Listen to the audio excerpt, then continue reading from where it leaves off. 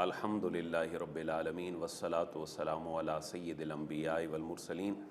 اما بعد فاعوذ باللہ من الشیطان الرجیم بسم اللہ الرحمن الرحیم مولائی صلی وسلم دائما ابدا علی حبیبک خیر الخلق کلہم محمد سید الکونین والثقلین والفریقین من عرب ومن عجم مولائی صلی وسلم دائما ابدا علی حبیبک خیر الخلق کلہم۔ نہایت ہی قابل صد احترام و احتشام اللہ کے فضل اور اس کی توفیق سے قرآن مجید کی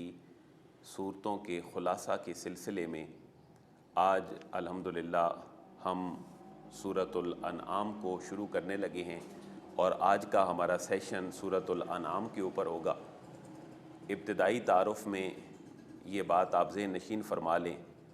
کہ قرآن مجید کی جو 7 منازل تھیں ان میں سے دوسری منزل کا آغاز ہماری سابقہ سورۃ المائدہ سے ہو چکا تھا۔ کوئی نیا دوست ہو آج سننے والا جس نے پچھلی سورت کا خلاصہ نہ سنا ہو تو وہ اپنے ذہن میں یہ بات بٹھا لے کہ سنن ابی داؤد کی ایک حدیث مبارکہ ہے جس کے اندر قرآن مجید کی 7 منازل کے حوالے سے صحابہ کرام کے آثار موجود ہیں، اور یہ قرآن کی 7 منازل کا کمبینیشن 3، 5، 7، 9، 11، 13 اور 65 کے کمبینیشن کے ساتھ ہے۔ پہلی 3 صورتیں قرآن کی ایک منزل ہیں، اگلی 5 صورتیں قرآن کی دوسری منزل ہیں، اگلی 7 صورتیں قرآن کی تیسری منزل ہیں، اگلی 9 صورتیں قرآن کی چوتھی منزل ہیں، اگلی 11 صورتیں جو ہیں وہ 5ویں منزل ہیں، اگلی 13 صورتیں جو ہیں وہ 6ٹھی منزل ہیں، اور آخری جو 65 صورتیں ہیں قرآن مجید کی وہ 7ویں منزل ہیں۔ تو یوں اگر کوئی قرآن مجید کو ہفتے میں ختم کرنا چاہے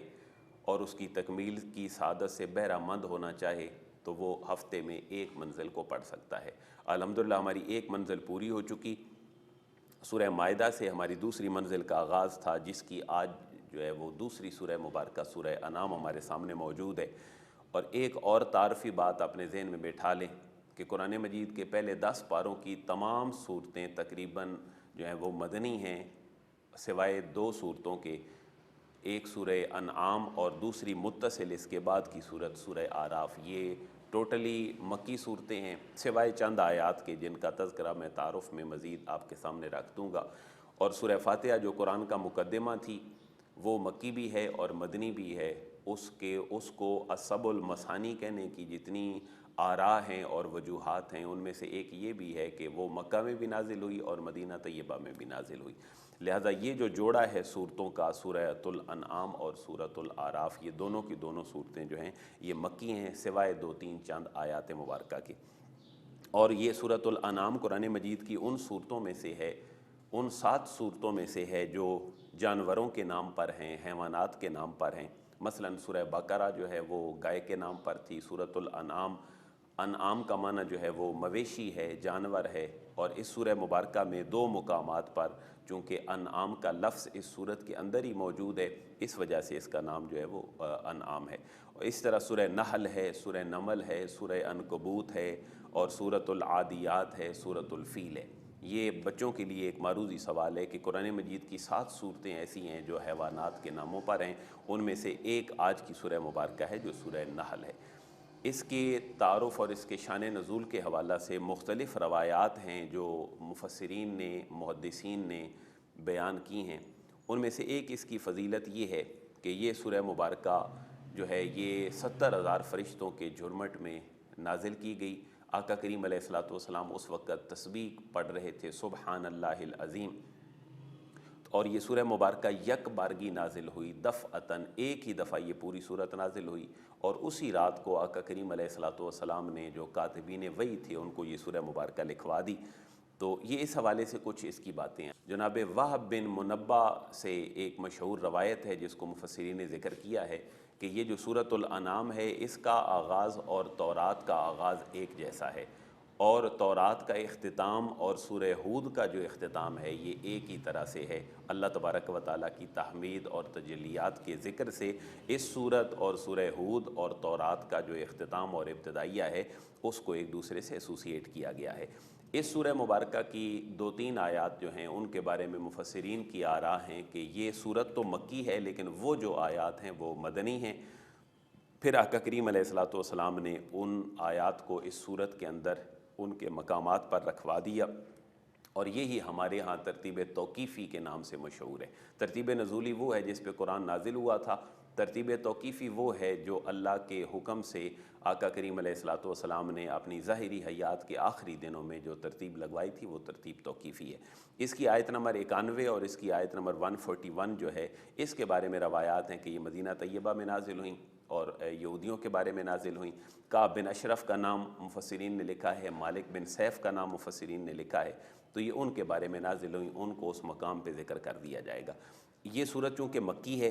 اس سورت کے جو مضامین ہیں وہ بھی بنیادی عقائد ہیں، توحید، رسالت، آخرت، اور آقا کریم علیہ الصلوۃ والسلام کو صبر کی تلقین اور تسلی کی تلقین، اور جو منکرین حق کا رویہ ہے اس حوالے سے یہ سورت اپنے استدلالات اور اپنے مناہج سے بڑی بھرپور ہے۔ اس سورت کی ایک خاص بات یہ ہے کہ اس سورہ مبارکہ میں کالو، کل اور انظر کا جو ہے وہ بڑا تکرار ہے اور ان کی ریپیٹیشن ہے۔ کالو کا لفظ ذکر کر کے اہل مکہ اور مشرکین کے جو اعتراضات تھے ان کو اجاگر کیا گیا ہے، اور لفظ کل ذکر کر کے ان آیات مبارکہ میں آقا کریم علیہ الصلوۃ والسلام کے توسط سے ایک جو دلائل ہیں ان کے اعتراضات کے جوابات کے طور پر وہ ذکر کیے گئے ہیں۔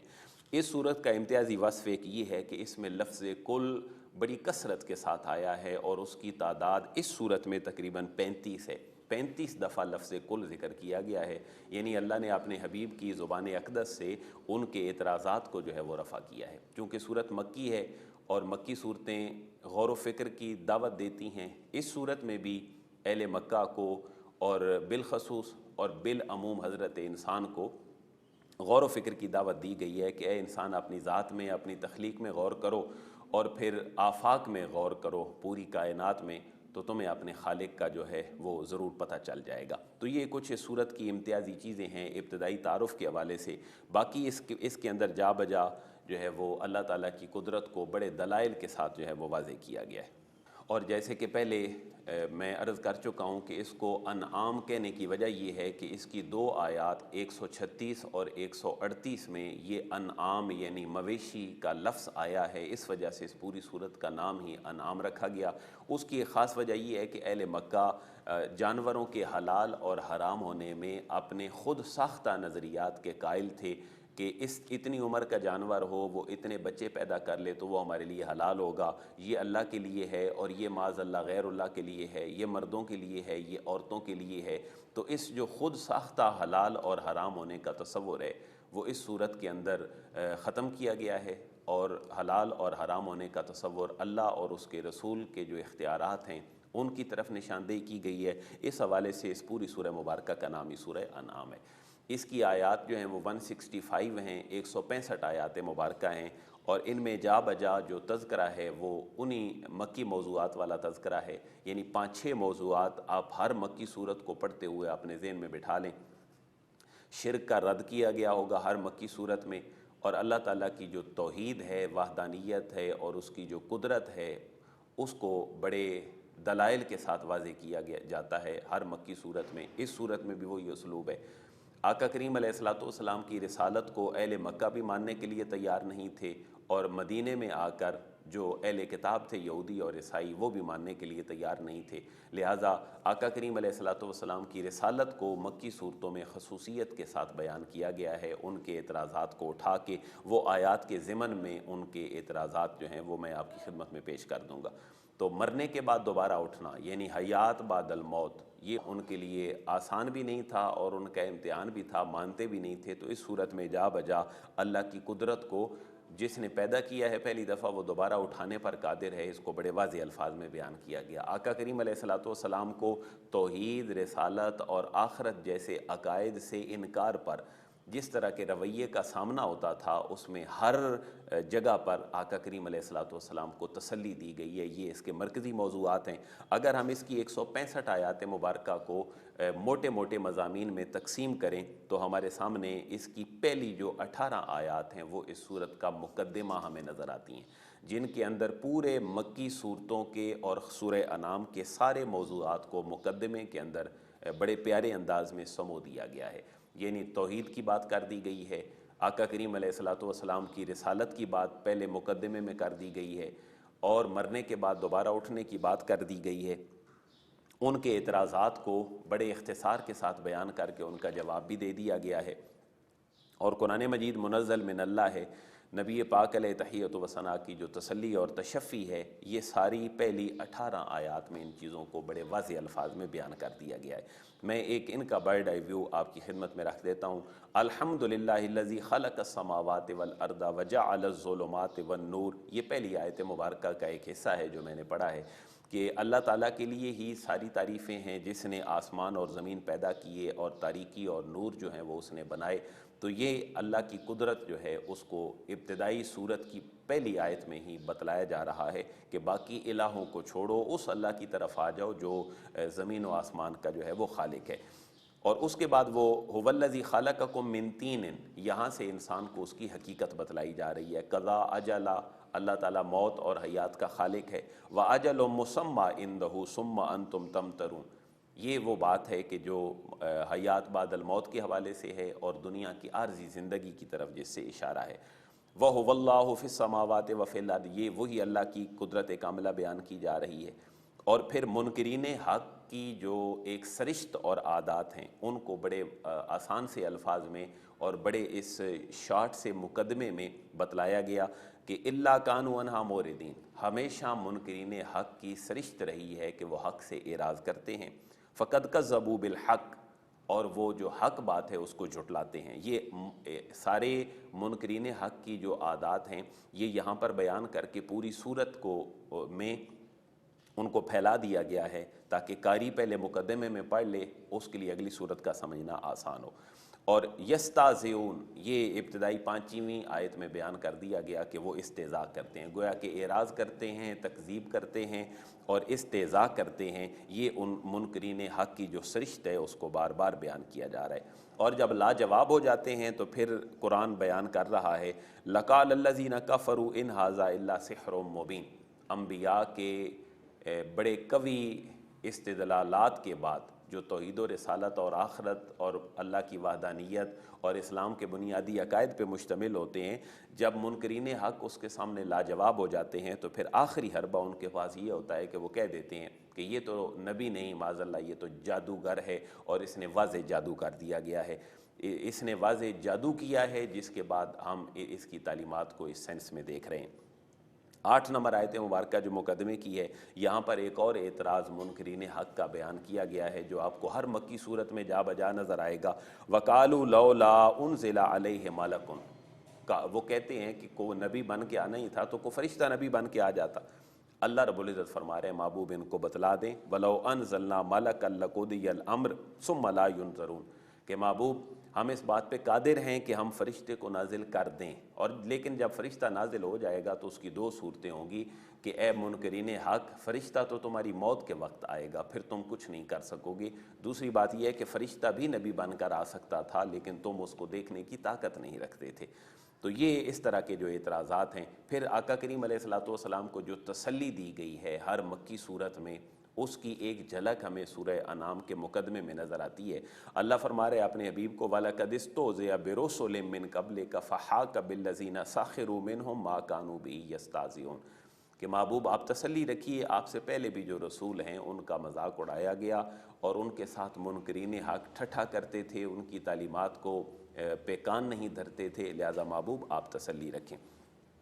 پھر جو انذار کی بات ہے وہ کر دی گئی اسی صورت میں، اللہ کی قدرت بیان کر دی گئی کہ محبوب تسلی رکھیں، اگر اللہ تبارک و تعالیٰ تکلیف دینا چاہے تو کوئی روک نہیں سکتا، اور اللہ تبارک و تعالیٰ اگر تکلیف نہ دینا چاہے تو ساری کائنات مل کے بھی تکلیف نہیں دے سکتی۔ یہ وَهُوَ الْقَاهِرُ فَوْقَ عِبَادِهِ وَهُوَ الْحَكِيمُ الْخَبِيرُ، یہ پہلی جو 18 آیات کا مقدمہ تھا یہ اس کی ابتدائی چیزیں تھیں جو میں نے آپ کی خدمت میں پیش کر دیں۔ انہی اعتراضات کو ذہن میں رکھ کر سورت کی جو اگلی آیات ہیں ان کا مطالعہ کیا جائے۔ اس کی جو آیت نمبر 19 تا 21 3 آیات ہیں، یہ قرآن اور صاحب قرآن کی حجت ہیں۔ منکرین حق یہ کہتے تھے کہ آپ کے پاس کیا دلیل ہے اے محمد صلی اللہ علیہ وآلہ وسلم کہ آپ اللہ کے نبی ہیں؟ اللہ رب العزت نے اپنے حبیب کو فرمایا محبوب آپ انہیں بتا دیں کہ میرا گواہ میرا اللہ ہے، وَأُوحِيَ إِلَيَّ هَذَا الْقُرْآنُ لِأُنذِرَكُم بِهِ، اور میرے اوپر اللہ نے یہ قرآن نازل کیا ہے تاکہ میں تمہیں ڈراؤں اس بات سے۔ اور اس کے بعد پھر وہ اہل کتاب کے ساتھ جو گفت و شنید تھی اہل مکہ کی اور منکرین حق کی، اس کو بیان کیا گیا، کیونکہ اہل مکہ ایک دفعہ آقا کریم علیہ الصلوۃ والسلام کی جو اشاعت اسلام کا جب اعلان ہوا، اس کے بعد اہل مکہ پریشان ہوئے کہ یہ کہاں سے جو ہے وہ اعلان حق آ گیا، تو وہ اہل کتاب کی طرف گئے، انہوں نے اپنا وفد بھیجا مدینہ کی طرف کہ جاؤ پوچھو کہ اس طرح کی باتیں ایک شخص کرتا ہے کہ اللہ ایک ہے۔ تو اہل کتاب نے بھی ان کو اس طرف لگایا کہ یہ کوئی کان دھرنے والی بات نہیں ہے۔ تھوڑا سا اشارہ یہاں کر دیا گیا ہے کہ وَإِنَّنِي بَرِيءٌ مِّمَّا تُشْرِكُونَ، میں تو ان سے بھی بری ہوں جو شرک کرتے ہیں۔ الَّذِينَ آتَيْنَاهُمُ الْكِتَابَ يَعْرِفُونَهُ كَمَا يَعْرِفُونَ أَبْنَاءَهُمْ، کہ وہ اہل کتاب اپنے بیٹوں کو اتنا نہیں جانتے شاید جتنا آنے والے نبی کے حوالے سے ان کے اپنے انبیاء اور کتابوں نے ان کو اعلان کیا ہے کہ ایک نبی آخر الزمان آنا ہے، تو وہ اگر اس بات کی طرف نہیں آتے حق کی طرف تو محبوب آپ پریشان نہ ہوں۔ تو یہ جو 3 آیات مبارکہ ہیں 19، 20 اور 21، یہ قرآن اور صاحب قرآن آقا کریم علیہ الصلوۃ والسلام کی جو حقانیت ہے اور سچ اور حق ہونا ہے اس کو بیان کیا گیا ہے۔ آیت نمبر 22 تا 32 کی جو 11 آیات کا ایک سیٹ ہے، یہ دنیا اور آخرت میں مشرکین کے انجام بد کے تذکرے کے اوپر مشتمل ہیں۔ ذرا نوٹ کر لیجئے اس کو، آیت نمبر 22 سے لے کر 32 تک یہ 11 آیات کا سیٹ بنتا ہے جو دنیا میں بھی مشرکین کے انجام بد کے اوپر گواہ ہیں، اور آخرت میں بھی جو اللہ کی قدرت کے منکر ہوں گے اس حوالے سے ان کے برے انجام کا تذکرہ ہے۔ اور یہ شروع ہو رہے ہیں آیات وَيَوْمَ نَحْشُرُهُمْ جَمِيعًا، ہم ان سب کو اکٹھا کریں گے۔ گویا کہ یہ مکی صورتوں کا جو مضمون ہے توحید رسالت کے ساتھ آخرت، یعنی مرنا، مرنے کے بعد دوبارہ اٹھنا، عالم برزخ میں جانا، قبر کی زندگی، اس کے بعد میدان محشر میں اللہ کے حضور پیش ہونا، اس کو وہ مشکل سمجھتے تھے۔ تو اس صورت کا مرکزی موضوع یہ ٹھہرا دیا گیا کہ تم نے ایک دن مرنا ہے، اللہ کے حضور جانا ہے۔ پھر ان کا اعتراض ہوتا تھا اہل مکہ کا، یہ ہر مکی صورت میں آئے گا، اس لیے اس جگہ پہ اس کو اپنے ذہن میں بٹھا لیں۔ اہل مکہ کا موقف یہ تھا کہ ہمیں عذاب نہیں آنا، پہلی بات تو یہ مرنا نہیں، مرنا ہے تو عذاب نہیں آنا، اور پھر مرنے کے بعد دوبارہ ہم نے نہیں اٹھنا۔ اللہ فرما رہے محبوب آپ دیکھیں گے اس وقت جب یہ آگ کے اوپر پیش کیے جائیں گے، اس وقت یہ کہیں گے یا لیتنا نرد ولا نکذب بآیات ربنا، کاش کہ ہمیں واپس لوٹا دیا جاتا تو ہم اللہ کی آیات کی تکذیب پھر نہ کرتے اور ہم مومنین میں سے ہوتے۔ اللہ فرما رہے محبوب اگر ہم ان کی یہ بات مان بھی لیں اور آخرت والے دن ہی مان لیں کہ چلو واپس چلے جاؤ، اللہ کے حضور تمہیں چھٹی مل رہی ہے، دنیا میں جاؤ پھر اللہ کے احکامات کو ماننا، تو اللہ فرما رہے وَلَوْ رُدُّوا لَعَادُوا لِمَا نُهُوا عَنْهُ وَإِنَّهُمْ لَكَاذِبُونَ، محبوب اگر ان کو واپس لوٹا بھی دیا جائے تو اس کے باوجود بھی یہ وہی عادات کریں گے جو انہوں نے پہلے رہ کر کی ہیں۔ اس لیے محبوب یہ ان کا جو اعتراض ہے یہ کوئی خاطر خواہ اعتراض نہیں ہے، یہ پوری آیات آپ کو آخرت کے موضوع کے اوپر ہی نظر آئیں گی۔ پھر وہی سلسلہ کہ آقا کریم علیہ الصلوۃ والسلام کو منکرین حق کے رویے پر جو تسلی دی گئی ہے، یہ 33 سے لے کر 36 نمبر آیت مبارکہ تک جو 4 آیات ہیں، یہ آخرت کے عنوان سے انکار کرنے پر حضور کو جو پریشانی ہوئی اللہ تبارک و تعالیٰ نے اپنے حبیب کو تسلی دی ہے۔ بڑے پیارے الفاظ ذکر کیے ہیں، قد نعلم انه ليحزنك الذي يقولون فانهم لا يكذبونك ولكن الظالمين بآيات الله يجحدون، اور اگلی آیت ہے وَلَقَدْ كُذِّبَتْ رُسُلٌ مِّن قَبْلِكَ فَصَبَرُوا عَلَىٰ مَا كُذِّبُوا، محبوب آپ سے پہلے بھی جو ہم نے آپ کے بھائی بھیجے یہ دعوت و تبلیغ اسلام کی ایک پورے سلسلے میں، ان کو جھٹلایا بھی گیا وَأُوذُوا، اور ان کو ایذا بھی دی گئی، لیکن محبوب صبر رکھیں حَتَّىٰ أَتَاهُمْ نَصْرُنَا، ان تک بھی ہماری مدد پہنچی تھی اور محبوب آپ تک بھی ہماری مدد ضرور پہنچے گی، اس لیے آپ ان کی باتوں پہ کان نہ دھریں۔ لہذا پہلے آخرت کے انکار پہ ایک پورا سیٹ تھا 22 سے لے کر 32 تک 11 آیات، پھر 4 آیات میں آقا کریم علیہ الصلوۃ والسلام کو تسلی دے دی گئی۔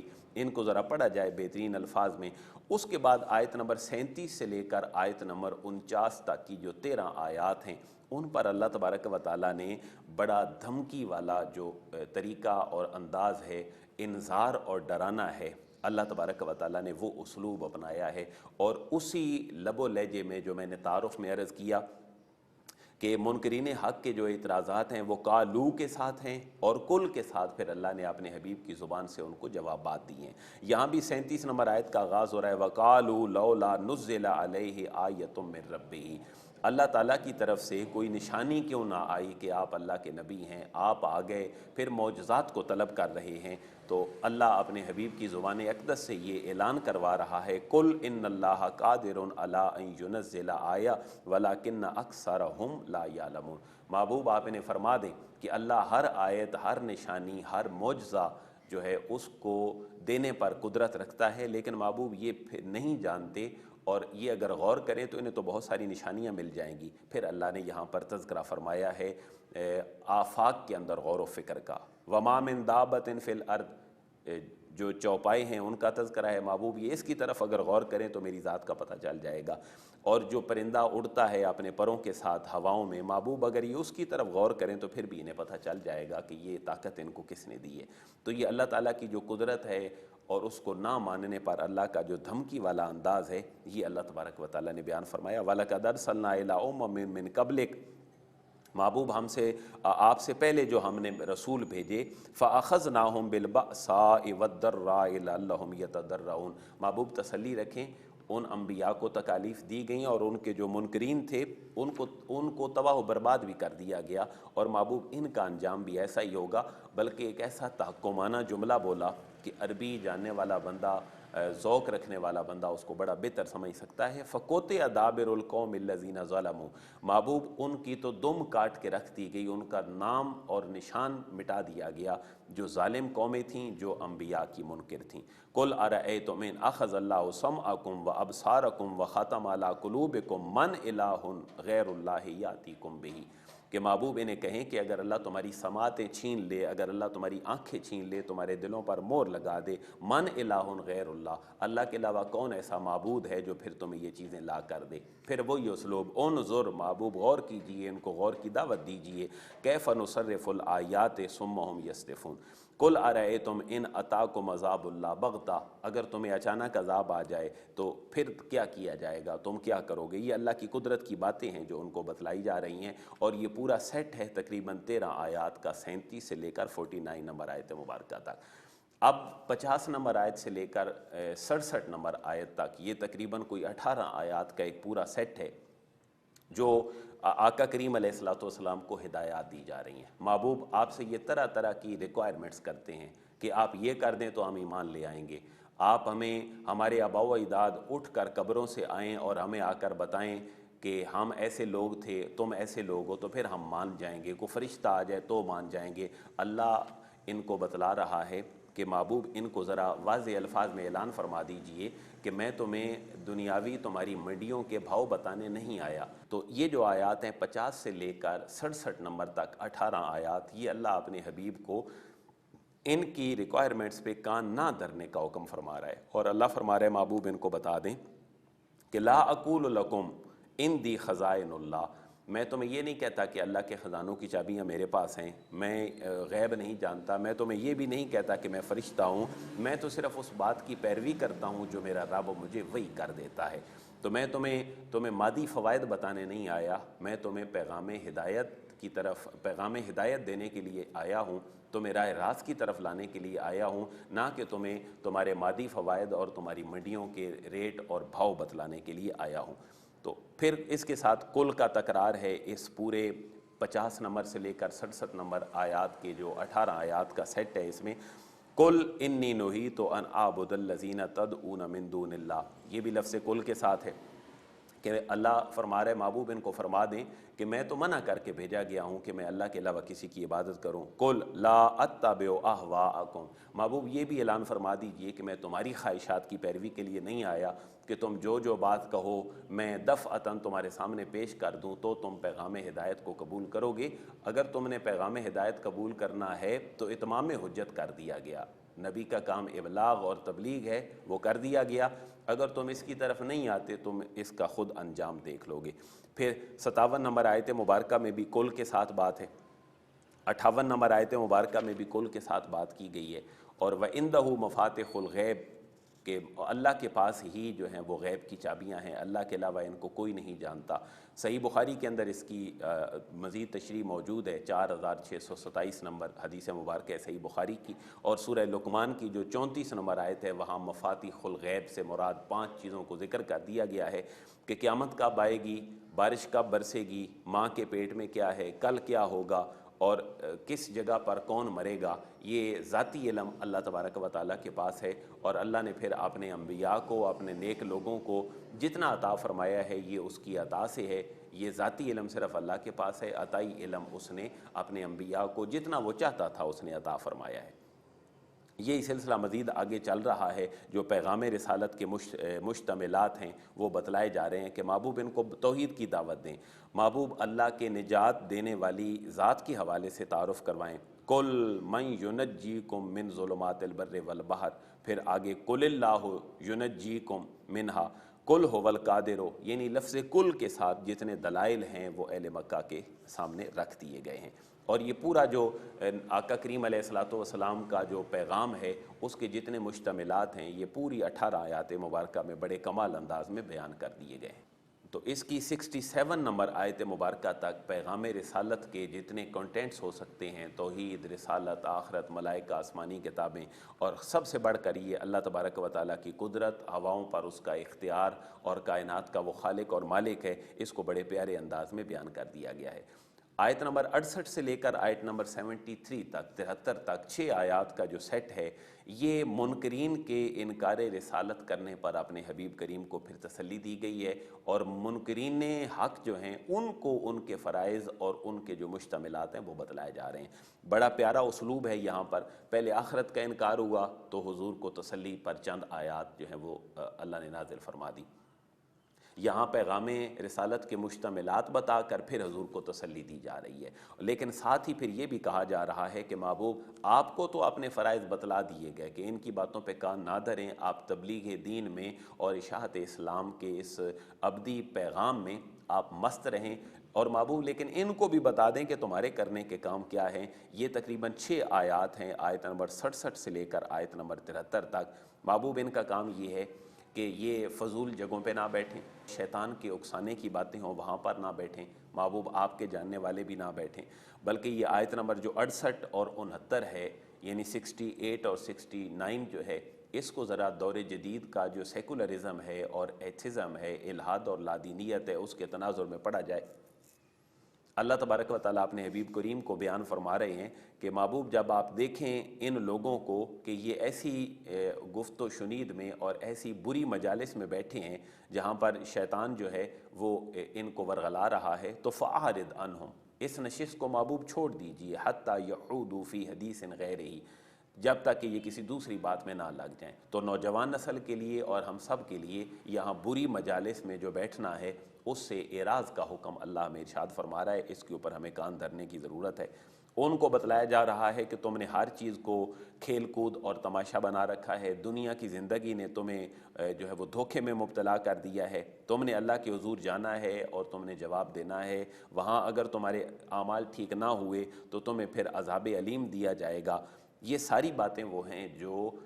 کہہ کے منکرین حق کو ان کے فرائض بتلائے جا رہے ہیں، اور یہ کہا جا رہا ہے وَأَنْ أَقِيمُوا الصَّلَاةَ، نماز جو کہ مکی دور میں فرض ہو گئی تھی، اور یہ سورہ انعام مکی پیریڈ کے 13 سالوں میں سے آخری سالوں میں چونکہ نازل ہوئی ہے، اس وجہ سے یہاں اقیم الصلاۃ کا ایک تذکرہ ہے کہ منکرین حق تمہارا کام یہ ہے کہ تم نمازیں قائم کرو، وَاتَّقُوهُ، اور اللہ سے ڈرو، اور وہی ہے وَهُوَ الَّذِي إِلَيْهِ تُحْشَرُونَ، جس کی طرف تمہیں لوٹ کر جانا ہے۔ تو گویا کہ یہ جو 73 نمبر آیت مبارکہ تک ہے 68 سے یہ 6 آیات جو ہیں یہ منکرین کو ان کے فرائض کے حوالے سے نشاندہی کی جا رہی ہے کہ وہ اللہ کی ذات پر یقین رکھو، یوم ينفخ فی الصور، اور آخرت کے دن کے اوپر بھی یقین رکھو جب اسی کی بادشاہی ہوگی، جو عالم الغیب و شہادہ ہے، وہ الحکیم الخبیر، اور وہ حکمت والا ہے اور بڑا خبر والا ہے۔ یہاں جو ایک موضوع شروع ہو رہا ہے آیت نمبر 74 سے لے کر آیت نمبر 83 تک، وہ اللہ نے اپنے حبیب کریم کے سامنے اپنے جد امجد ابراہیم خلیل اللہ کا ایک ماڈل رکھا ہے،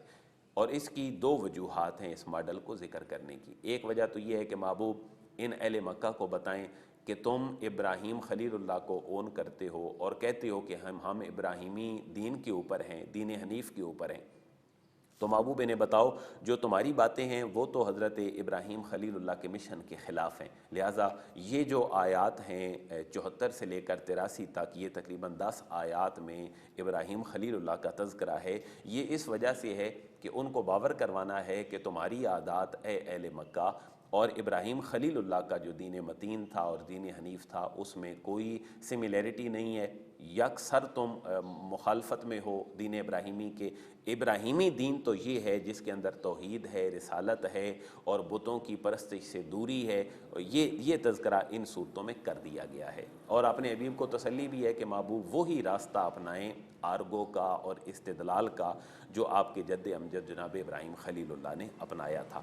وہ شرک نہیں کرتے تھے، وہ بڑے حنیفہ مسلمہ تھے، بڑے یکسو تھے، کنسنٹریشن رکھنے والے تھے اللہ کی ذات پر، اسی لیے تو خلیل تھے۔ تو یہ جو آیات ہیں تقریباً 10، یہ ابراہیمی ماڈل حضور کے سامنے بھی رکھا گیا کہ آپ اس منہج، اس اسلوب اور اس دعوت کی میتھڈالوجی کو محبوب آپ اپنائیں۔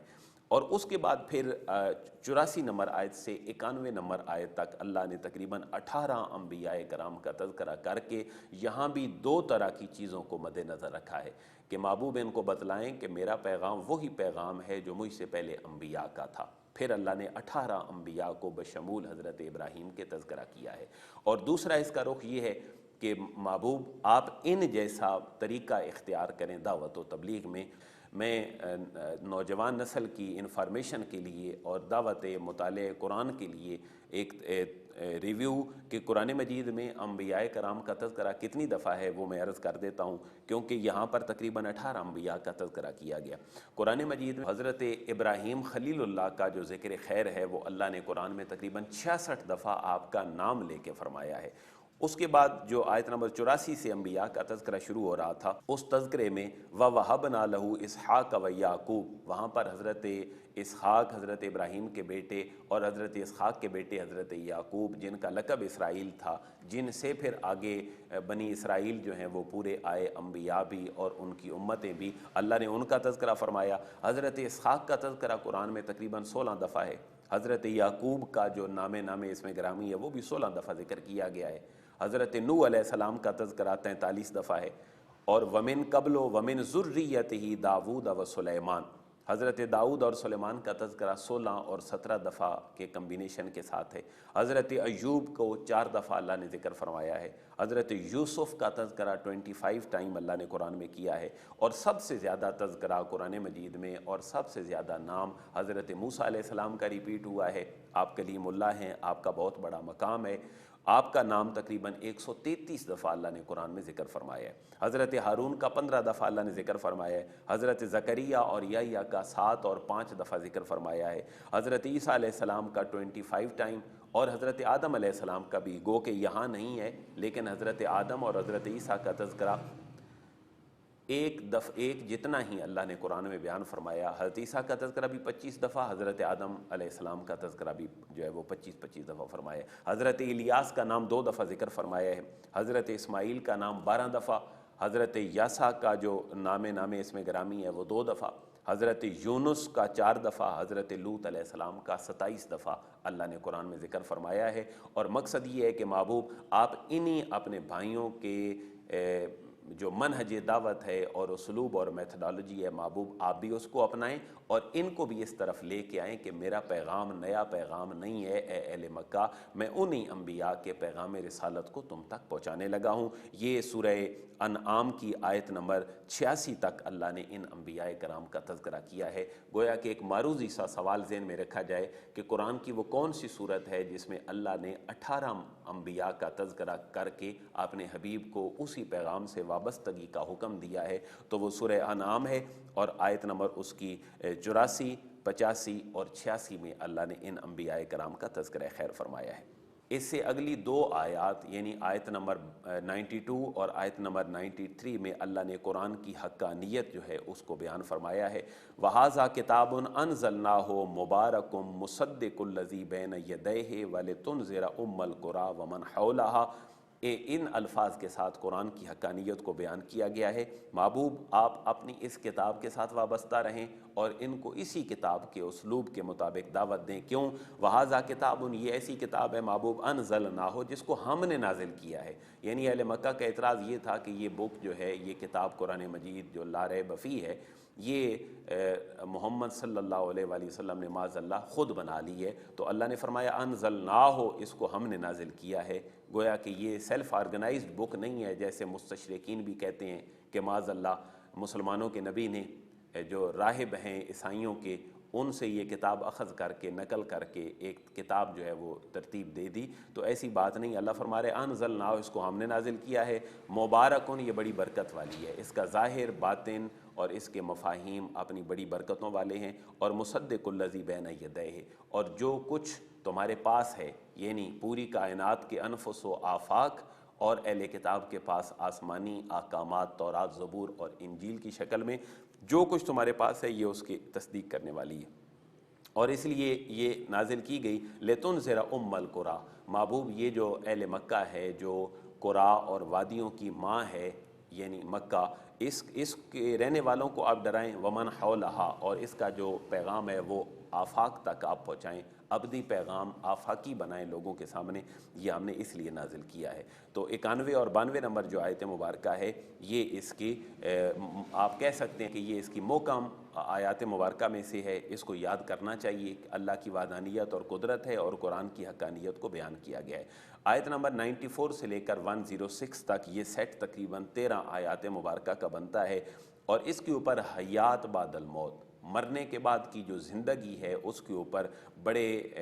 وضاحت کے ساتھ جو ہیں وہ دلائل دیے گئے ہیں، اور تقریباً اللہ تبارک و تعالیٰ نے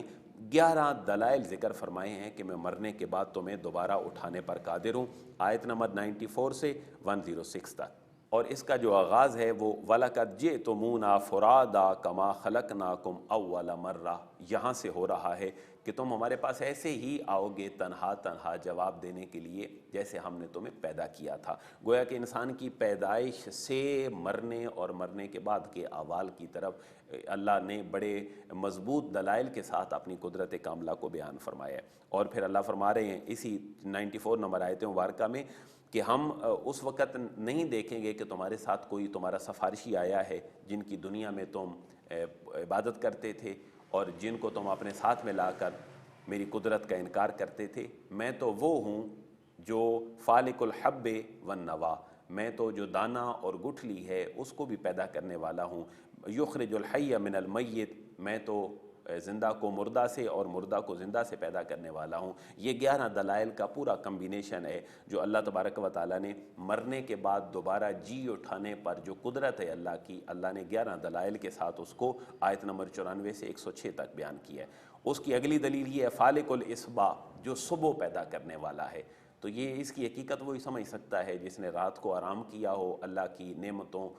اور اس کی عطا سے، اور پھر وہ صبح اٹھے اور اللہ کے حضور وہ سر بسجود ہو۔ اور اسی لیے آقا کریم علیہ الصلوۃ والسلام نے تہجد کے وقت اٹھنے کو اور اللہ کی طرف سے آسمان دنیا پر جو ندائیں ہیں کہ ہے کوئی ایسا جو بخشش طلب کرنے والا ہو میں جس کی بخشش کر دوں، ہے کوئی ایسا جو مجھ سے روزی کا طلبگار ہو، ہے کوئی ایسا جو مجھ سے اپنے امراض سے شفا چاہتا ہو تو میں اس کو شفا دے دوں، اس وقت کی آقا کریم علیہ الصلوۃ والسلام نے بڑی فضیلت بیان فرمائی ہے۔ تو یہاں پر مختصر سے الفاظ میں کہہ دیا گیا اللہ وہ ہے فالق الاصباح جو صبح کو پیدا کرنے والا ہے، وجعل اللیل سکنا والشمس والقمر حسبانا، جو رات کا، سورج کا، چاند کا پیدا کرنے والا ہے، وہو الذی جعل لکم النجوم، جس نے تمہارے لیے یہ ستارے پیدا کیے ہیں تاکہ تم ان سے اپنے منزلیں اور راستے جو ہیں ان کو تلاش کرو اور اپنی منزلوں تک پہنچو۔ یہ اس وقت کی طرف بھی اشارہ ہے جب لوگ سورج چاند ستاروں کو ایک ڈائریکشن بنا کر اپنا سفر کیا کرتے تھے،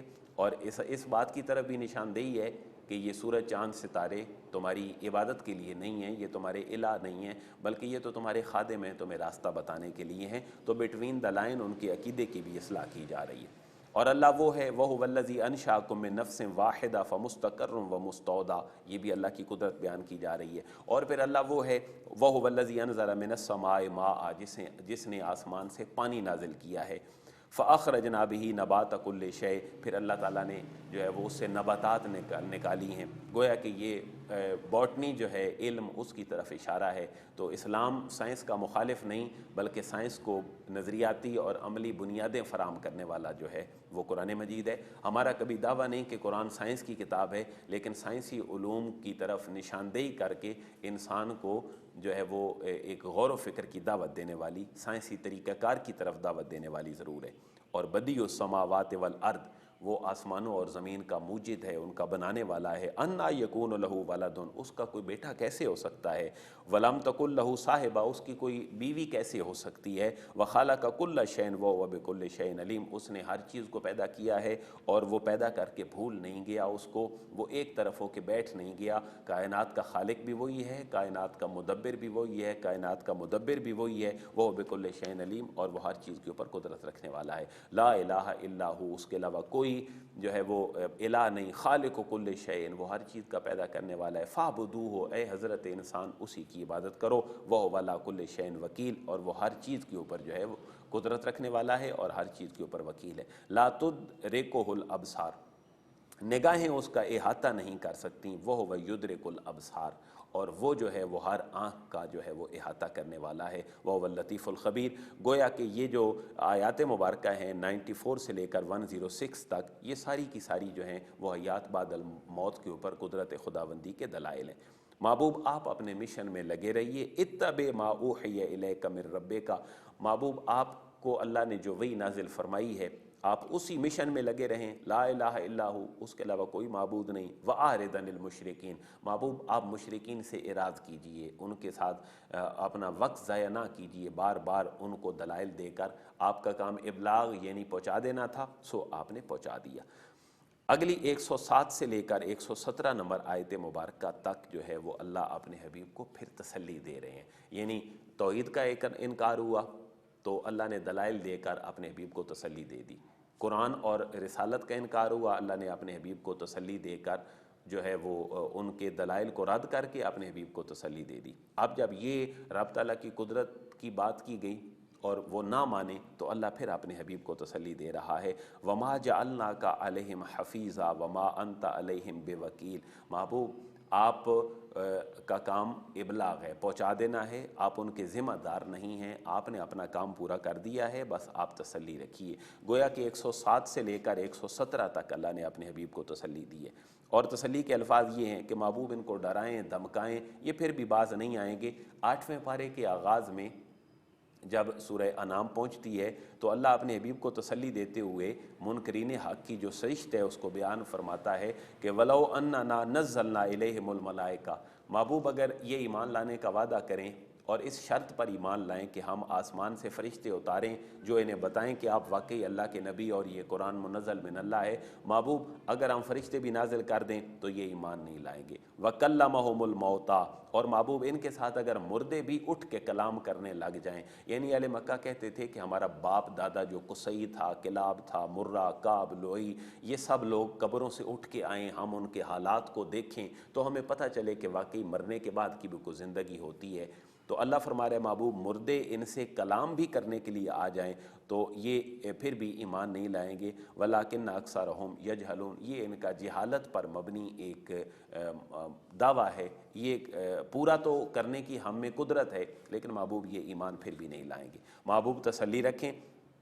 وَكَذَلِكَ جَعَلْنَا لِكُلِّ نَبِيٍّ عَدُوًّا شَيَاطِينَ الْإِنسِ وَالْجِنِّ يُوحِي بَعْضُهُمْ إِلَىٰ بَعْضٍ زُخْرُفَ الْقَوْلِ غُرُورًا، تو محبوب ہم نے ہر نبی کے لیے جو ہے وہ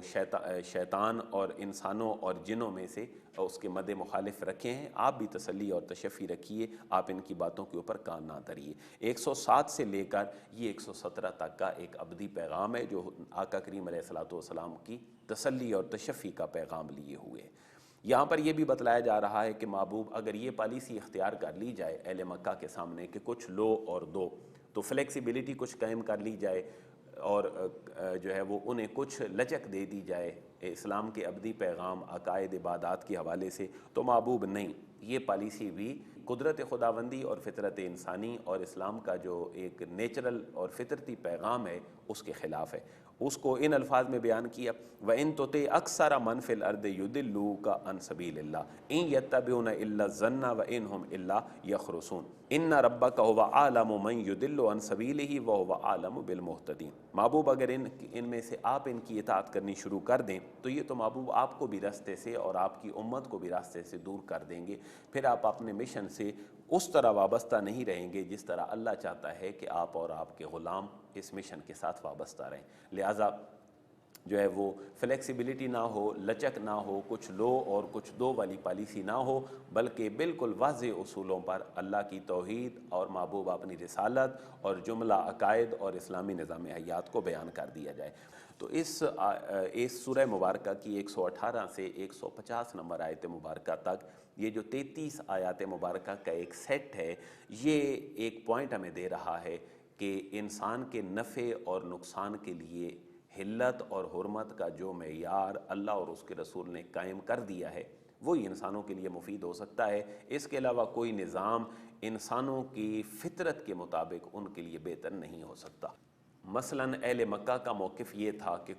کچھ جانور ہمارے لیے حلال ہیں، جن کی تفصیل جو ہے وہ ان آیات مبارکہ میں اس پورے سیٹ میں بڑی وضاحت کے ساتھ موجود ہے۔ وہ ان کا موقف یہ تھا کہ جس کو انسان مارے وہ تو حلال ہے، اور جس کو اللہ مار دے یعنی جانور ذبح کیے بغیر مر جائے تو وہ ہمارے لیے کیسے جو ہے وہ حرام ہو گیا۔ تو اس طرح کی جو منطقی دلائل تھے ان کا رد کیا جا رہا ہے، اور ان کو کہا جا رہا ہے فَكُلُوا مِمَّا ذُكِرَ اسْمُ اللَّهِ عَلَيْهِ إِن كُنتُم بِآيَاتِهِ مُؤْمِنِينَ۔ اس پر اللہ کا نام نہیں لیا گیا جو خود لڑھک کر مر گیا یا خود حلال نہیں ہو سکا اور مر گیا، تو وہ مارا تو اللہ نے، لیکن تمہارے لیے حلال تب ہوگا جب تم اس کو باقاعدہ ذبح کر کے اللہ کا نام لوگے۔ تو یہ آیت نمبر 118 جو ہے اس میں اللہ کا نام یعنی تسمیہ ذکر کر کے جو ذبح کرنے کی بات ہے اس کی طرف جو ہے وہ اشارہ ہے، یعنی جانور تمہاری مرضی سے حلال اور حرام نہیں ہوں گے، بلکہ یہ اللہ رسول نے جو فیصلے کر دیے ہیں وہ انہی فیصلوں کے مطابق جو ہے وہ ان کے اوپر عمل ہوگا۔ آیت نمبر 120 میں ان کا موقف یہ تھا کہ اگر ظاہری طور پر بے حیائی اور بدکاری کی جائے تو غلط بات ہے، لیکن اگر پوشیدہ ہو کر کر دی جائے، چھپ کے کر دی جائے تو پھر اس میں کوئی حرج نہیں ہے۔ اللہ ان کو بھی فرما رہا ہے وَذَرُوا ظَاهِرَ الْإِثْمِ وَبَاطِنَهُ، تم ظاہری اور باطنی، کھلے اور اعلانیہ اور چھپے جتنی برائیاں ہیں وہ اللہ نے تمہارے لیے منع فرما دی ہیں۔ یہاں پر بھی صحیح بخاری کے اندر احادیث مبارکہ موجود ہیں کہ روایات میں آتا ہے کہ آقا کریم علیہ الصلوۃ والسلام نے فرمایا اللہ تعالیٰ اتنے شرم و حیا والا ہے کہ وہ ظاہری اور چھپی ہوئی ہر قسم کی برائی کو ناپسند کرتا ہے، اسی لیے اس نے ظاہری اور باطنی ہر طرح کی بے حیائی کو منع فرما دیا ہے۔ لہٰذا یہ وہ سلسلہ جو حیات اس کا ان کے حلت اور حرمے کے فلسفے کا ہے، خود ساختہ، اس کو کنڈیم کر کے، کیونکہ ان کے نزدیک یہ بھی تھا کہ اولاد کو قتل کر دیا جائے، ہم بڑے ہو کر ان کی جو ہے وہ تربیت کیسے کریں گے اور ان کی جو جملہ ان کی ضروریات ہیں ان کو ہم کیسا پورا کریں گے۔ اللہ تبارک و تعالیٰ نے فرمایا کہ ان کو پیدا ہم نے کیا ہے تو ان کے ذمہ دار بھی ہم ہیں۔ ان آیات کو ان الفاظ میں گویا کہ بیان کیا جا رہا ہے وَجَعَلُوا لِلَّهِ مِمَّا زَرَعَ مِنَ الْحَرْثِ وَالْأَنْعَامِ نَصِيبًا فَقَالُوا هَذَا لِلَّهِ بِزَعْمِهِمْ وَهَذَا لِشُرَكَائِنَا فَمَا كَانَ لِشُرَكَائِهِمْ فَلَا يَصِلُ إِلَى اللَّهِ وَمَا كَانَ لِلَّهِ فَهُوَ يَصِلُ إِلَى شُرَكَائِهِمْ سَاءَ مَا يَحْكُمُونَ، کہ جو اچھا ہے وہ اپنے لیے اور بتوں کے لیے رکھ لو، اور جو اچھا نہیں ہے اس کو اللہ نے چونکہ اچھا نہیں بنایا تو اس کو اللہ کے نام پہ نکال دو۔ یہ خود ساختہ کچھ نظریات تھے اور ان کے اوپر اللہ نے تعجب کا بھی اظہار کیا اور فرمایا سَاءَ مَا يَحْكُمُونَ، کتنا برا ہے جو یہ فیصلہ کرتے ہیں۔ وَكَذَلِكَ زَيَّنَ لِكَثِيرٍ مِّنَ الْمُشْرِكِينَ قَتْلَ أَوْلَادِهِمْ شُرَكَاؤُهُمْ، تو یہ جو مشرکین کے ہاں قتل اولاد تھا اس کو کنڈیم کیا جا رہا ہے اور کہا جا رہا ہے کہ یہ جواز تمہیں کسی نے نہیں دیا کہ اولاد کو قتل کرو، تو یہ ان کا قتل اولاد تھا۔ میں یہاں مسلمانوں کی توجہ اس بات کی طرف دلانا چاہتا ہوں، ہم اپنی اولاد کو قتل تو نہیں کرتے، لیکن ہمارا جو ایک عالمی نظام تعلیم اور ایجنڈا ہے لوگوں کو اللہ اور اس کے رسول سے دور کرنے والا، ہم اس جو ایتھسٹک ایک ایجوکیشنل ایک آ گیا نظام پوری دنیا میں جو الحاد اور لادینیت پہ مبنی ہے، جس نے ہمارے لیے وقت ہی کوئی نہیں نکال رکھا کہ ہم اللہ رسول کی طرف بھی آ جائیں۔ اس کی طرف بھی اشارہ ہے کہ اولادوں کو قتل کرنا صرف یہ نہیں ہوتا کہ ان کا گلا کاٹ دیا جائے یا گڑھا کھود کے ان کو دبا دیا جائے، بلکہ قتل اولاد ایک مفہوم میں یہ بھی ہے کہ ہم اپنی نسل کو اللہ رسول سے دور کر لیں، اور الامان والحفیظ کے دور حاضر میں نظام تعلیم نے ایسا کر دیا۔ تو یہ موجودہ حالات میں آج ہم دیکھ رہے ہیں جہاں پر اس کرونا وائرس کے حوالے سے لوگ اپنے گھروں تک محدود ہو گئے، وہاں آج تعلیمی ادارے بھی سارے بند پڑے ہیں۔ اگر ہم اس کو پازیٹیو سینس میں لے لیں اور اپنے نظام تعلیم پہ غور کر لیں تو شاید ہمارے لیے بہتری کی راہ نکل سکتی ہے۔ یہ ہمارا صورتوں کے خلاصے کا سلسلہ بھی اسی سلسلے کی کڑی ہے کہ آئیں قرآن کو اپنا اوڑھنا بچھونا بنا لیں، جس قرآن کے لیے آقا کریم علیہ الصلوۃ والسلام نے اتنی محنت فرمائی، جس کا 23 سالوں میں نزول ہوا، جس سابقہ آسمانی کتابوں کی مصدق اور مہیمن ہے، ہم اس کتاب کو اپنا نظام حیات بنا لیں تو شاید اللہ ہم سے راضی ہو جائے۔ تو یہی وہ آیات ہیں جن میں انعام کا تذکرہ ہے، جس کی وجہ سے اس سورت کا نام ہی سورہ انعام ہے کہ جانور ٹھیک ہے تو وہ بتوں کے نام پہ ہے، جانور میں کوئی خامی ہے تو اللہ کے نام پر دے دو، اگر اچھا ہے تو اپنی قوم کے مردوں کے لیے ہے، اور اگر وہ اچھا نہیں ہے تو وہ قوم کی عورتوں کو دے دیا جائے۔ تو یہ جو تقسیم ہے اللہ فرما رہا ہے یہ تقسیم، اس کا اختیار تمہارے پاس نہیں ہے، حلال وہی ہے جو اللہ رسول نے کر دیا، حرام وہی ہے جس کو اللہ رسول نے کر دی ہے۔ اس کی 41 نمبر آیت بھی جو ہے وہ باٹنی اور علم نباتات کی طرف اشارہ کر رہی ہے۔ وَهُوَ الَّذِي أَنشَأَ جَنَّاتٍ مَّعْرُوشَاتٍ وَغَيْرَ مَّعْرُوشَاتٍ وَالنَّخْلَ وَالزَّرْعَ مُخْتَلِفًا أُكُلُهُ وَالزَّيْتُونَ وَالرُّمَّانَ، یہاں پر زیتون کی بات ہے، انار کی بات ہے، اور کھجوروں کی بات ہے، کھیتی کی بات ہے، باغات کی بات ہے۔ تو یہی اللہ تبارک و تعالیٰ ارشاد فرما رہا ہے یہ میری نعمتیں ہیں اور میرے ہونے اور میری قدرت کے اوپر بہت بڑے دلائل بھی ہیں۔ وَمِنَ الْأَنْعَامِ حَمُولَةً وَفَرْشًا، جانور کچھ ایسے ہیں جو بار برداری کے لیے ہوتے ہیں، جن پہ بوجھ لادا جاتا ہے، جیسے جو ہے وہ خچر ہے اور اونٹ ہے، کچھ ایسے ہیں جن پر سواری کی جاتی ہے جیسے اونٹ ہے، کچھ وہ ہیں جو کھانے پینے کے کام آتے ہیں جیسے جانور ہیں، گائے ہے، بکری ہے، بھینس ہے، ان کا دودھ پیا جائے، ان کا جو چمڑا ہے وہ انسان کی مختلف ضروریات پوری کرے۔ تو یہ جو اشارہ ہے یہ علم حیوانات کی طرف اشارہ ہے، اور اللہ فرما رہا ہے یہ تمہارے فائدے کے لیے ہیں، اس لیے نہیں کہ تم ان جانوروں کو اپنے اوپر ان کا استعمال منع کر چھوڑو یا ان کا کھانا پینا جو ہے وہ اپنے اوپر حرام کر چھوڑو۔ اللہ نے 8 جوڑے گنائے، بھیڑ کے 2 جوڑے یعنی نر اور مادہ، وَمِنَ الْمَعْزِ اثْنَيْنِ، بکری کا جوڑا نر اور مادہ، وَمِنَ الْإِبِلِ اثْنَيْنِ، اور اونٹ کا جوڑا نر اور مادہ، وَمِنَ الْبَقَرِ اثْنَيْنِ، اور گائے کا جوڑا یعنی نر اور مادہ۔ تو اللہ تبارک و تعالیٰ فرما رہے ہیں یہ تمہارے فائدے کے لیے ہیں، یہ اس لیے نہیں ہے کہ تم ان کو اپنے لیے جو ہے وہ حرام کر چھوڑو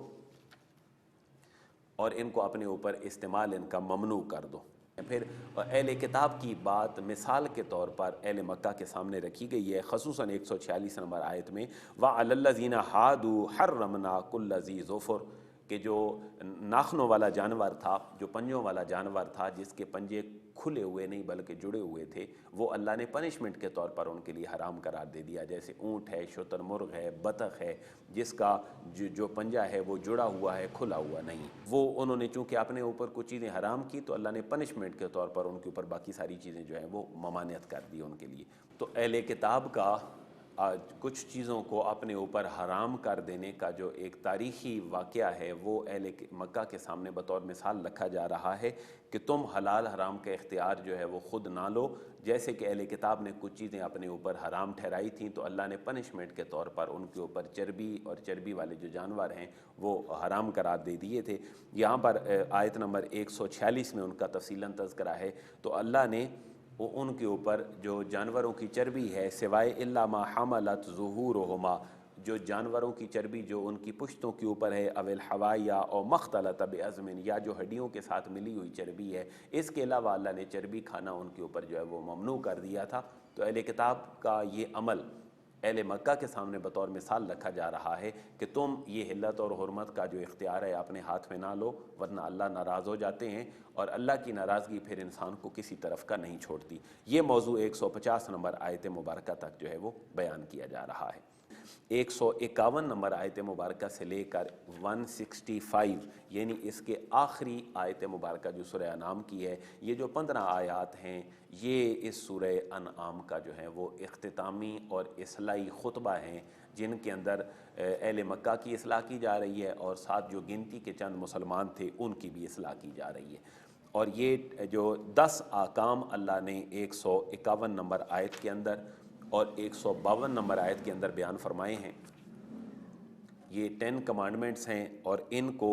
بلکہ آپ سمجھیں کہ محکم آیات میں سے ہیں، یہ اپنے بچوں کو یاد ہم کروا دیں۔ یہ اہل کتاب اور ہم میں بھی مشترک تھے، ان کے اوپر شاید کوئی فلم وغیرہ بھی تھی 10 کمانڈمنٹس کے نام سے۔ تو یہ اسلامی اور انسانی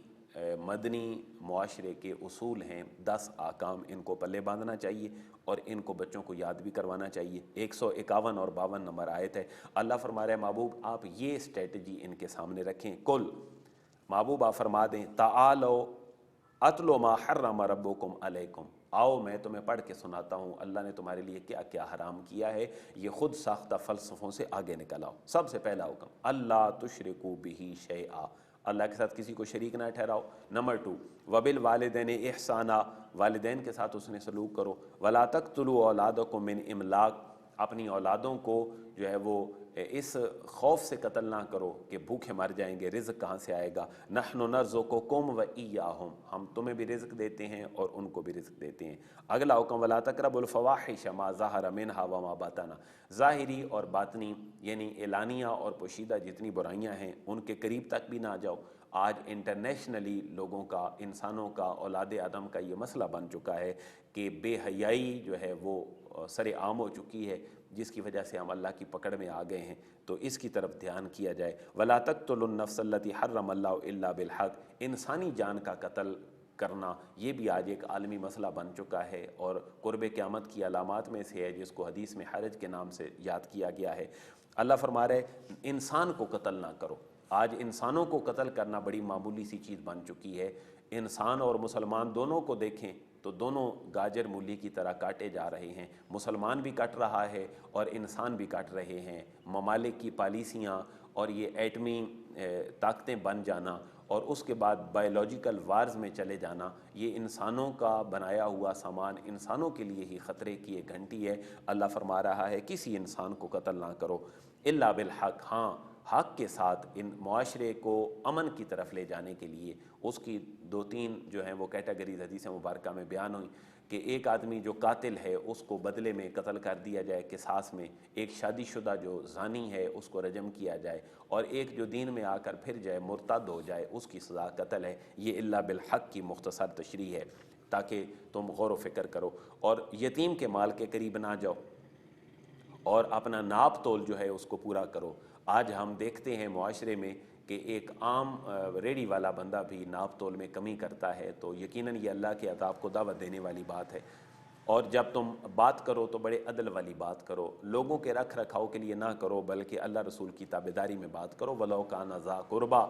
بے شک وہ تمہارے قریبی رشتہ دار کے خلاف ہی کیوں نہ ہو، تم ضرور عدل پہ مشتمل مبنی بات کرو۔ وَبِعَهْدِ اللَّهِ أَوْفُوا، اللہ کے ساتھ کیے گئے وعدوں کو پورا کرو، اور وہ پہلا اور آخری وعدہ یہ ہے کہ اللہ کے تابعداری میں زندگی گزاری جائے، نہ کہ لبرل بنا جائے، نہ کہ سیکولر بنا جائے، نہ ہی جو ہے وہ الحاد اور لادینیت کی طرف جایا جائے، بلکہ وَبِعَهْدِ اللَّهِ أَوْفُوا، اللہ کے ساتھ یہ وعدہ کہ اللہ میں تیرا اطاعت گزار بندہ بن کے رہوں گا، اس کو پورا کرو۔ ذالکم وصاکم بہ لعلکم تذکرون، یہاں تک جو ہیں وہ 10 احکامات ہیں جن کو بیان کیے جا رہے ہیں، اور پھر اللہ اپنے حبیب کو اپنی ذات کے حوالے سے اعلان کرنے کا فرما رہے ہیں ان 10 احکامات کے بعد کہ محبوب آپ یہ اعلان کر دیں کہ وَأَنَّ هَذَا صِرَاطِي مُسْتَقِيمًا فَاتَّبِعُوهُ، میرا ہے یہ سیدھا راستہ جس پر میں چل رہا ہوں، اور اے اہل مکہ، اے حضرت انسان، اے اہل کتاب، تم نے اسی راستے پر چلنا ہے۔ وَلَا تَتَّبِعُوا السُّبُلَ، باقی راستوں کو چھوڑ دو، وہ تمہیں اللہ کی طرف لے کے نہیں جائیں گے۔ یہاں پر موسیٰ علیہ السلام کا ذکر خیر کیا گیا ہے، اسی میں ثُمَّ آتَيْنَا مُوسَى الْكِتَابَ تَمَامًا عَلَى الَّذِي أَحْسَنَ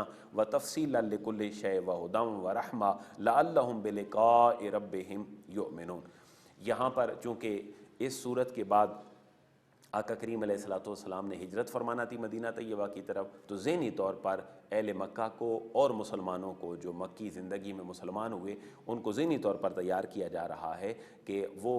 ہم نے شاید وہاں پہنچنا ہے جہاں پر اللہ تبارک و تعالیٰ کے انبیاء کے ماننے والے کچھ اہل کتاب رہتے ہیں، تو سملیرٹی جو ہے وہ انبیاء کے درمیان یعنی تقابل ادیان کے حوالے سے اس چیز کو بڑی وضاحت کے ساتھ ذکر فرما دیا گیا۔ اور اس کی آیت نمبر 160 میں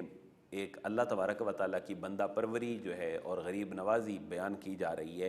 کہ اسلام میں داخل ہونا اور اللہ رسول کی بات ماننے کو چھوٹی بات نہ سمجھو، بلکہ یہ بہت بڑا پیکج ہے تمہیں ایک نیکیوں کا اور خزانہ جو ہے اس کو ذخیرہ کرنے کا۔ من جاء بالحسنۃ فلہ عشر امثالھا، کہ فرمایا جا رہا ہے جو اللہ رسول کی تابعداری میں آ جائے گا، کلمہ طیبہ پڑھ لے گا، تو اس کے لیے پھر اللہ کے ہاں پیکج یہ ہے۔ یہ حدیث مبارکہ بھی ہے جو ہے صحیح بخاری کے اندر ہے، 4635 نمبر حدیث مبارکہ ہے، اور جامع ترمذی کے اندر ہے 3073 نمبر حدیث مبارکہ ہے، خصوصیت کے ساتھ کہ جب بندہ نیکی کرتا ہے تو ارادہ کرتا ہے تو نیکی لکھ دی جاتی ہے، نیکی کرتا ہے تو اللہ 10 گنے سے لے کر 700 گنے تک اس کا اجر دے دیتا ہے، اور بندہ جب برائی کا ارادہ کرتا ہے برائی نہیں لکھی جاتی، جب کر لیتا ہے تو 1 لکھی جاتی ہے، کرنے کے بعد معافی بھی مانگ لیتا ہے تو پھر اللہ تبارک و تعالیٰ اس کو اس کا ثواب دے دیتا ہے۔ تو یہ پیکج بتلایا جا رہا ہے، ترغیب دی جا رہی ہے کہ اسلام کا دائرہ کوئی عام دائرہ نہیں ہے، یہاں تمہارے لیے بڑی نوازشات ہیں اللہ کے حضور۔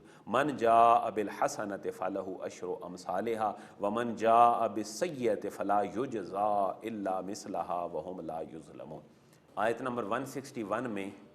اور 162 میں، اور یہ پورا جو تسلسل ہے آخری آیات تک، محبوب آپ ان کے سامنے یہ بات رکھیں کہ میرے رب نے مجھے ہدایت دی ہے، قل اننی ہدانی ربی الی صراط مستقیم، میرے رب نے مجھے صراط مستقیم کی طرف ہدایت دی ہے، دیناً قیما، وہ بڑا جو ہے وہ مستحکم دین ہے، بڑا پختہ دین ہے، اور ملت ابراہیم حنیفہ، اور میری جو ہے وہ ملت ابراہیمی ہے۔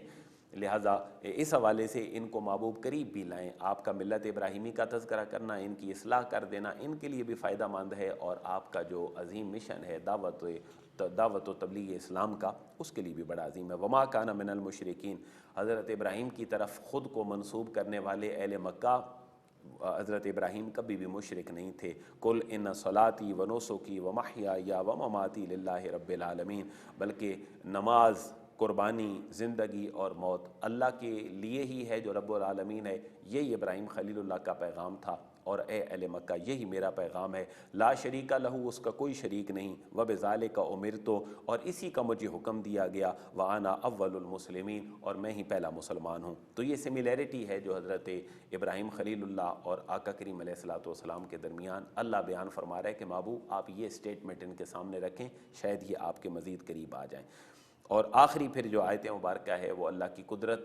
کے اوپر مشتمل ہے، جس کے ساتھ سورہ انعام کا اختتام ہو رہا ہے۔ وَهُوَ الَّذِي جَعَلَكُمْ خَلَائِفَ الْأَرْضِ، وہی اللہ ہے جس نے تمہیں زمین میں اپنا نائب اور خلیفہ بنایا ہے، اور تمہیں حکومتیں اور تمہیں اقتدار دیا ہے۔ وَرَفَعَ بَعْضَكُمْ فَوْقَ بَعْضٍ دَرَجَاتٍ، بعض کے اوپر بعض کو تم میں سے فضیلت دی ہے۔ لِيَبْلُوَكُمْ، اس کا مقصد یہ ہے کہ وہ تمہیں آزمائے، فی ما آتاکم، جو کچھ اس نے تمہیں دیا ہے۔ اور آج ہمارے لیے سبق یہ ہے کہ اللہ نے جو کچھ ہمیں دیا ہے وہ اس سے اللہ ہمیں آزما رہا ہے۔ ایک مالدار آدمی کو پیسہ دے کر اللہ آزما رہا ہے، ایک علم والے کو علم دے کر اللہ آزما رہا ہے، گویا کہ ہم سارے ایک آزمائش میں ہیں۔ اس آزمائش میں اخلاص کے ساتھ جو پورا اترا یقیناً وہی کامیاب ہے۔ تو ہم میں سے ہر بندے کو ہمہ وقت اللہ کی رضا اپنے مد نظر رکھنی چاہیے، یہی ہماری آزمائش ہے۔ ان ربک سریع العقاب، اور پھر واضح الفاظ میں بیان فرما دیا گیا کہ یہ جو تمہاری آزمائش میں تم 24 گھنٹے مبتلا ہو، علم دین تمہارے پاس ہو، دنیا کا علم ہو، مال ہو، وسائل ہوں، اقتدار ہو، یا تم صاحب حیثیت ہو، ان ربک سریع العقاب، اللہ تعالیٰ اگر پکڑنے پہ آتا ہے تو وہ بڑا جلدی پکڑ کرنے والا ہے۔ الامان والحفیظ وانہ لغفور الرحیم، اور اللہ تبارک و تعالیٰ بخشنے والا بھی ہے اور رحم کرنے والا بھی ہے۔ اس طرح کے رب کے جو فضل کی باتیں ہیں ان کے اوپر اس صورت کا اختتام ہو رہا ہے۔ گویا کہ اس کا جو اختتامی خطبہ تھا 15 آیات کے اوپر مشتمل تھا، اور یہ آخری خطبہ توحید و رسالت کا خطبہ ہے، اور یہ اسلام کا نچوڑ ہے۔ اللہ تبارک و تعالی ہمیں اس سورہ انعام کے جملہ مضامین کے اوپر عمل کرنے کی توفیق نصیب فرمائے، ہمیں اپنی فکری اصلاح کی توفیق عطا فرمائے، ہمیں عمل کی طرف آنے کی توفیق دے، اور خصوصاً قرآن کو اپنی زندگیوں میں شامل کرنے کی توفیق دے، اور رمضان سے پہلے ہمیں اس دورہ قرآن کی شکل میں رمضان المبارک کے استقبال کی، اور رمضان المبارک کو پھر خصوصیت کے ساتھ قرآن کے اندر مگن ہونے کی اللہ میں توفیق نصیب فرمائے۔ وما علیہ الا البلاغ۔